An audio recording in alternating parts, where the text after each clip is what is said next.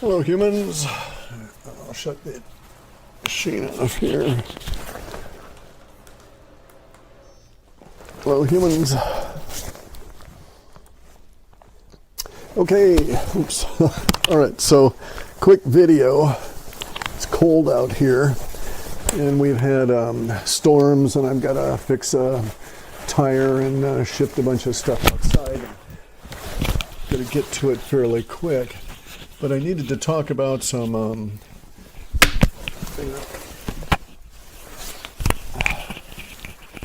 interesting changes that are happening in our wooscape.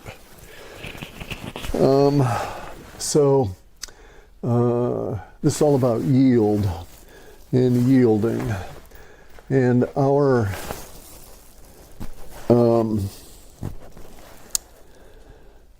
underlying firmament that we used to take as firm is shifting in a number of different significant areas. So let's start with La Palma. I just want to get these two things done here. In La Palma, you know, the volcano, if you see the pictures of the thing, you see these earthquakes all laying out in a grid pattern at the southern end of the island, and everybody's going batshit, and they're thinking that all the low information people, low tech people are thinking that that's a controlled, earthquake demolition of the island, and somebody's zapping the island from space or whatever, right? It's software. As you go down in the software, so if you look at the software, if you pull back from the island, it just displays all the earthquakes as one big red blob. As you go down in layers, it has to separate them out because it's going through and identifying individual earthquakes, whereas up here it's just aggregating around the largest. So it's a display issue on the software. It's not happening in reality. It's only happening within the software for the display, right? So this is part of the woo. You have to understand that anything you see through these machines, and ultimately, maybe 20 years from now, I'll be manipulated, I'll be dead and manipulated, even though because the video is available and people will be able to do that at that point, right? So everything you see through these machines is controlled by software at so many levels. So you have to understand nothing you see should be taken as an accurate representation of reality unless there's especially if there's anything that would indicate that this is an anomaly. So whenever you see an anomaly show up on any of these charts or graphs or Soho or webcams or any of this shit, suspect the technology first, not the anomaly, not the supposed event, okay? Suspect that the technology is deceiving you just because of how it has to be programmed. And that's what we're going to talk about here real quick. This is all about Bitcoin, actually, and changes in the crypto world. Anyway, so that's La Palma, right? So no, the earthquakes are not happening in a grid, and no one's zapping the island with, deep space weapons in order to create that effect. It's a happenstance of the way in which the guys wrote the software and what they had to do to display it, given the parameters that they have to display against, right? Now, the next one is this 10-kilometer thing. So you see lots of people saying, ooh, we've had all these earthquakes at 10 kilometers all over the planet. There's a bunch over here, and there's a bunch over there, and there's bunches over here. And they're destroying the dumbs. They're clearing out the tunnels under the ground where trillions and trillions of captured people are hidden. By space aliens and all these other fuckers, right? Okay, so here's the thing. Again, it's a software. The default is 6 miles underground, 10 kilometers approximately. Okay, so if the seismograph cannot determine to within a specific percentage degree of accuracy as to where that earthquake occurred, it will default and say it occurred at 10 kilometers. If it happens so rapidly that it can only get this, what's known as a one-hit S calculation, it'll always default to 10 kilometers because the software knows that the earthquake hit so fast and the amount that it impacted on the seismograph is within the range of error of the machinery itself, of the sensors themselves.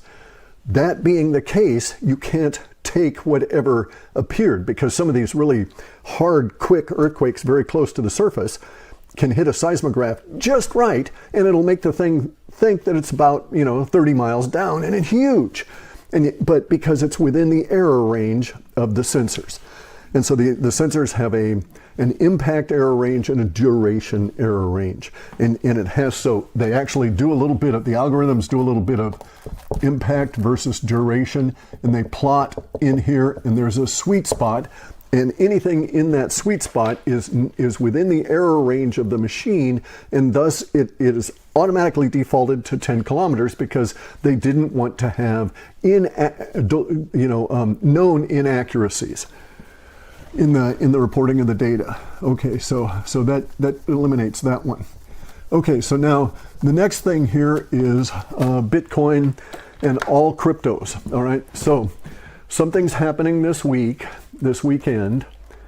All right, don't get ill. There we go. Okay, so something's happening this weekend, which is that we're going to cross this block sometime in the period this weekend. May have already happened. I don't know. But on this block in the BTC blockchain, there's going to be Taproot applied, and this will be on the blockchain forever after. Okay, and so with this block we get Taproot. Now Taproot's been in development for 4 years solidly at least, and it predates the development of Taproot predates all of it. It goes back to almost to the inception of Bitcoin. Taproot is being applied to the blockchain. So we have a situation where all of the blocks that have ever been processed up to this block here do not have this extra layer of software. Thereafter, all of these blocks that are going to be processed will have Taproot applied, and it'll just be part of the functioning of Bitcoin from this point on. Taproot is a significant improvement, all right, to the Bitcoin protocol, okay, to the protocol underneath the Bitcoin as a both as a blockchain and as a cryptocurrency. So the technology underneath there now has Taproot, which is going to give it these things. It doesn't make any difference to you. They're snorers. It's a signature type, patented, but I won't go into that. But in any event, so we're going to get snore signatures. We're going to get multi-sig capability. All right, this is significant in reducing the fees, reducing the processing and speeding efficiency and adding capabilities to the blockchain without affecting the continuity of the blockchain itself here, because all of this stuff is going to be resident within Taproot, which has its own protection layers.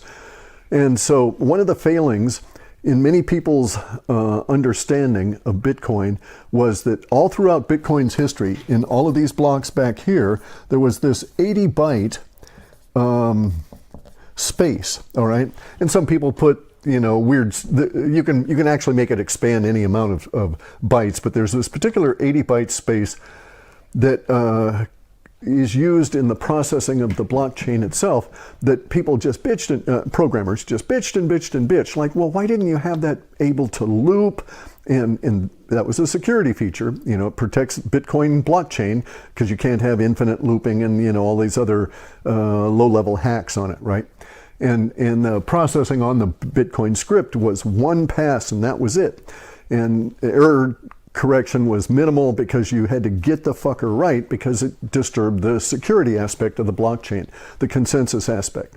So it was always a big problem for the people in blockchain because it was basically what's known as fall through or cascade through programming, and thus you did not have smart contracts, you didn't have self-aware scripts in your programs, this kind of thing, the way Ethereum does, right? The way many of the other cryptocurrencies now do. Taproot solves the problem that was built into Bitcoin in order to guarantee the consensus and the security, which was this one pass-through, no looping. All right. Now in Taproot, you have the ability to process smart contracts and do looping and program and do all of this kind of stuff, multi-signature. You can spread payments. You can do automatic payments. So it'd be just beautiful for setting up the multi-signature thing can be used on 2 different ways. And it has a really cool aspect, okay? One of the aspects is you can have a number that is your collective private key, a collective private key, and yet all of the keys are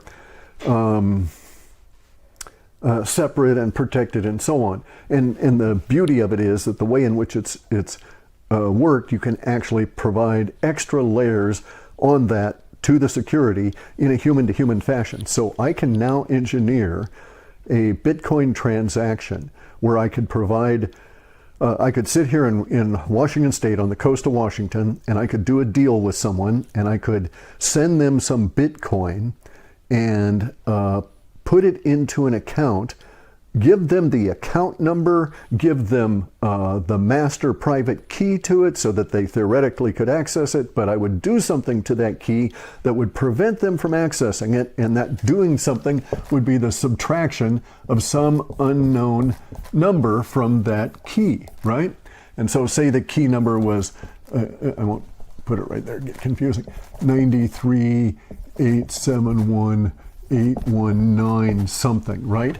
And I could just decide arbitrarily, let's just cut it off right there, and let's just say that I arbitrarily decide to subtract 819 from this number, yielding 93871,000. My guy that I give this number to, the only thing that he can determine is that there is some number subtracted from that key that prevents him from accessing the next stage of acquiring that deal. So I could then, if I wanted to, I could fly across the country without having any cash or anything in with me and buy a property somewhere, simply show up and say, yep, you didn't lie to me, it's just like the pictures, or say, okay, so here's the number 819, close the deal right now. And we could close the deal right now and transfer it because I would have my eyes on. So this allows you to do those kind of things. This allows you to put in, this is a trivial example, but it allows you to put in qualifiers and activity qualifiers to Bitcoin and in the Bitcoin smart contracts as well. With no big deal. It's just like simple, just really built in. So this is going to change the whole cryptocurrency landscape. I've got to get in and make some, change my dough from proof into some baguettes.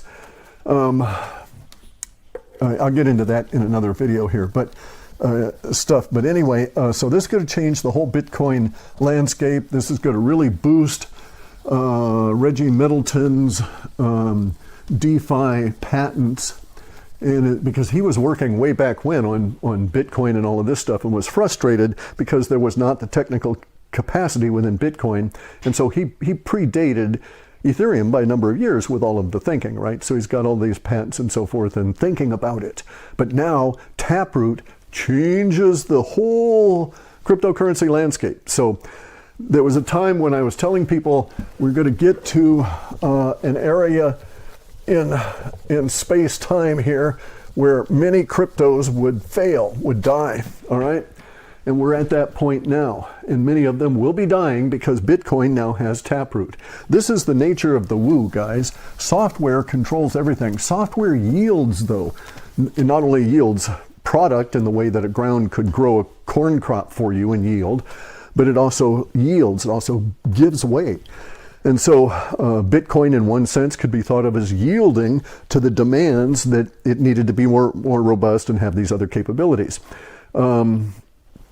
Because software is malleable, you just change it and off it goes. So if someone invents something in one coin, unless they can put in a mechanism that can't be duplicated because of some level of strategic thought, then it will be duplicated everywhere in some form sooner or later. And so our software, our woo, is yielding under the impact of the software. and is changing. And our cryptocurrency landscape is changing over these next few months as Taproot takes effect and starts, pulling in nutrients into the Bitcoin blockchain. So you'll see fees go down, you'll see speed increase, you'll see a massive amount of capability, and you'll see a lot of people that will be piling on to build smart contracts and some multi-signature contracts. So as I was saying, I could very easily create a multi-signature contract if I had 100 employees or 100,000, set up an account and pay people through Bitcoin with a multi-signature smart contract. And it'd be just really simple. So we're getting into some really nice increased capabilities for BTC, and it will yield in prices and so forth as we go forward.